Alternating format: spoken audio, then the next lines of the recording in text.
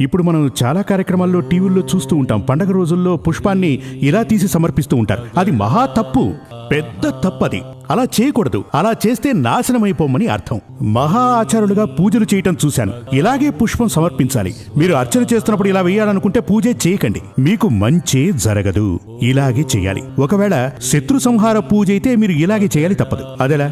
శత్రువు నాశనమైపోవాలి అని మీకు మంచే జరగాలనుకుంటే ఇలా చేయాలి. చెయ్యి ఇలా ముందుకు రావాలి. నేను మీకు చెప్పేదేమిటంటే, బగళాముఖి దేవికి పూజలు తాంత్రిక విధానంలోనే చేయవలసి ఉంటుంది. ఆ తాంత్రిక విధానంలోనే పూజలు చేస్తున్నప్పుడు కొన్ని నియమాలంటూ ఉంటాయి. వీటన్నింటికీ గాను కట్టుబడి పూజలు చెయ్యాలంటే అందరి వల్ల అయ్యే పని కాదు. ఇప్పుడు ఎంతో మంది డాక్టర్లలాగా కావాలి అనుకుని ఫిజికల్ సైన్స్ అవి చదువుతూ ఉంటారు కదా. మన బాడీ పార్ట్స్ గురించి చదువుతారు. అలాగే డాక్టర్లలాగా ఎంబీబీఎస్ అది చదువుతూ ఉంటారు. హార్ట్ గురించి కూడా చదువుకుంటూ ఉంటారు. అలాగని అందరూ